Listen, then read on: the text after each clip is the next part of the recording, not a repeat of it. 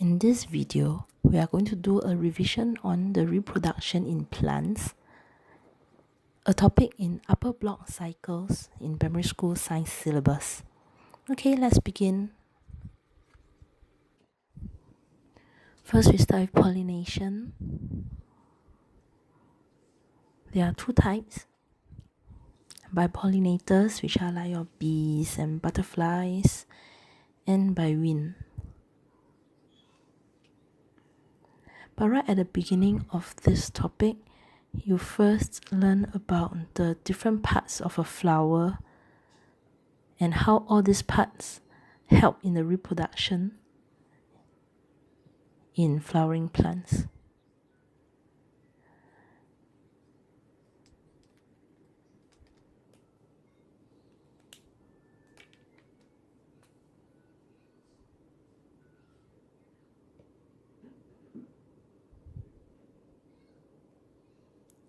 These are the parts that you know, and you know that there are the female parts and the male parts. So here I'm coloring the female parts from the stigma, style, down to the ovary and ovules. These are the female parts. So let me label them. The stigma, the style, the ovary, and the ovules. Okay, so these are the female parts.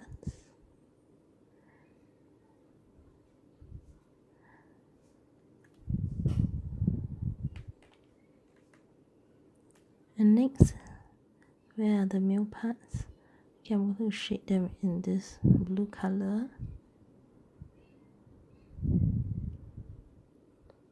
These are the male parts.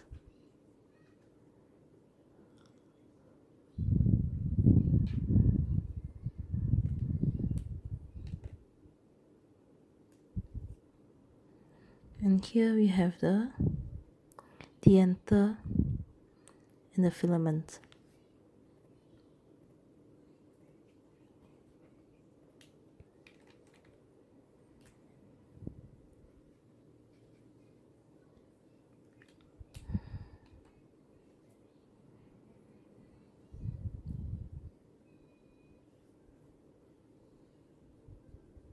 So these are the parts that you need to know. You need to know all their functions.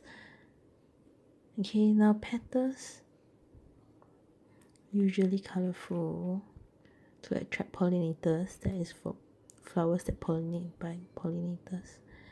Okay, then by wind there are a few types. Most of them they are tiny, they are dull in color, they have long dangling stigma, unlike the one by pollinators. By pollinators, they are sticky. Okay, so sticky so that when the bees and butterflies they are moving about, the pollen grains on them will stick to the stigma.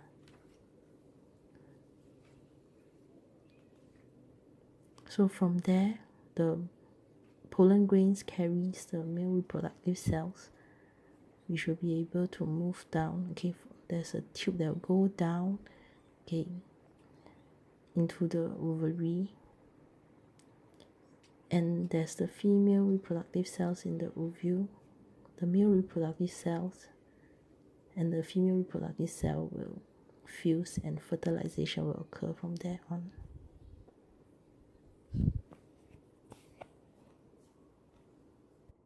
So let's look at some of the characteristics that you need to know for these types of flowers that are pollinated by pollinators and also pollinated by wind. So by pollinators, they are usually brightly colored and they have a sweet scent that will attract the pollinators to come. Okay, they come for the nectar. And if it's by wind, usually they will be dull in color, okay, long dangling stigma to catch the pollen grains that is flying in the air. So I was talking about fertilization.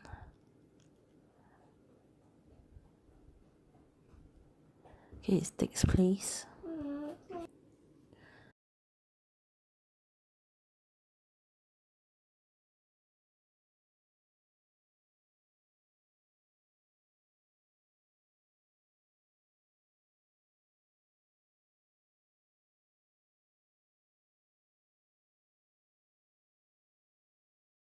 Fertilization takes place after pollination, and what happens is that the male reproductive cell fuses with the egg cell in the ovule. Okay, the male reproductive cell in the pollen grain reaches down. Okay, so there's a tube that will start going down into the ovary, reaches the ovule, and there the male reproductive cell fuses with the egg cell in the ovule, and fertilization occurs.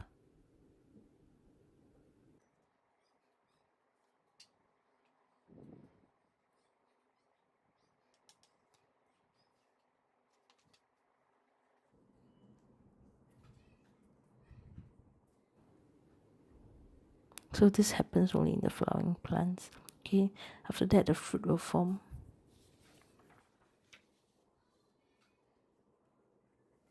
For non-flowering plants like ferns, they reproduce through spores. So I like you to go and watch the other video that I went through. Okay, that video has the picture of the ferns and the spore bags on the underside of the ferns.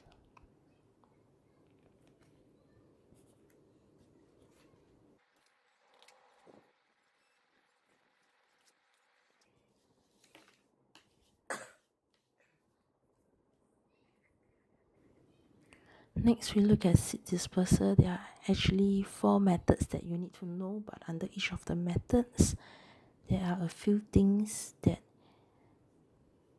you will have to understand how it works. Okay, so by seed dispersal by animals, there are 3 ways. So one way is that the animals, okay, that is the sweet and fleshy fruits. The animals like them, they eat them and they throw away the seeds. Okay, that would be big seeds like mango, okay, or like rambutan and so on. Okay, then there are animals that eat and pass out seeds in the droppings. Okay, like in kiwi fruit, tomato. Okay, the seeds you can eat the whole thing. And then there are also animals that has fur and the seeds actually stick to them. The seeds are furry or has fur and actually stick to the fur. Then there's also the plant dispersed by water. They are usually waterproof on the outside, and inside there's the fibrous husk so that it can float on water, and as it floats along the shoreline and landed on the shoreline, there it will start to germinate and grow. Right, next we'll look at seed dispersal by wind. Yeah, I was actually looking at where to write so that it can fit into the screen nicely. Small and light with wing-like structure. Wing-like. Okay, this one I must emphasize again. The word, if there's minor spelling mistake, is okay. But now wind and wing, they are different words with different meanings. So please do not mix them up. Next, lastly, by splitting, fruits that will split open, they will dry up, splits open, and when they split open, when they are ripe and dry, the seeds will be like bursting out, okay, by explosive action. Okay, so they will be shots out of the fruit in all direction. So these are the 4 ways of seed dispersal that you need to know.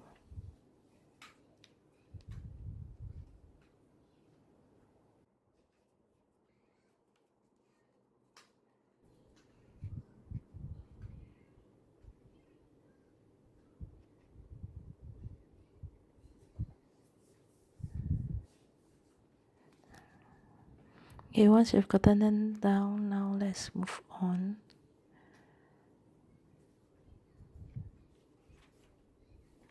Let's move on to germination.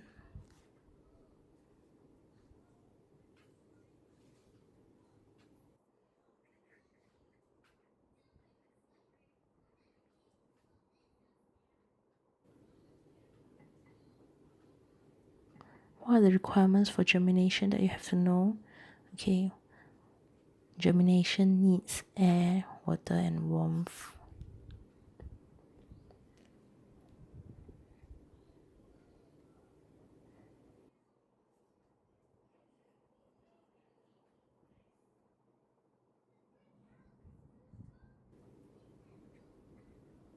So let's take a look on what happens when a seed starts to germinate. Okay, first, what happened? The root will come out first. So the roots appear. Okay, then after the roots grows out of the seed, the shoots will grow out, and when the shoots grow out, okay, the young plant will have leaves to make food, and they will start to take care of themselves. But before that, the young plants needs food before they know how to start to make food, and this food comes from the seed leaves.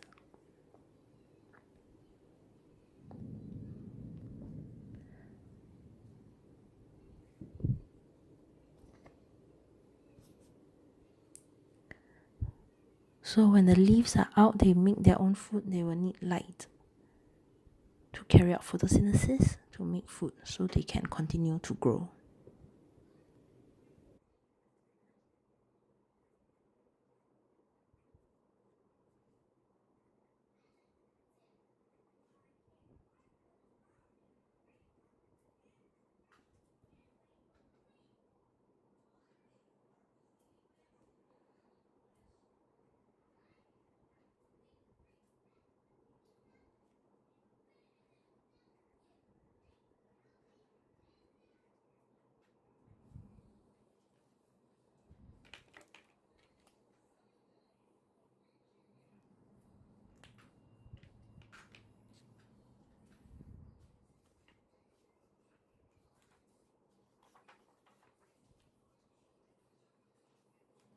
I'll upload another video the next time that will have a summary on this topic, reproduction in plants, and also include a little comparison with reproduction in humans.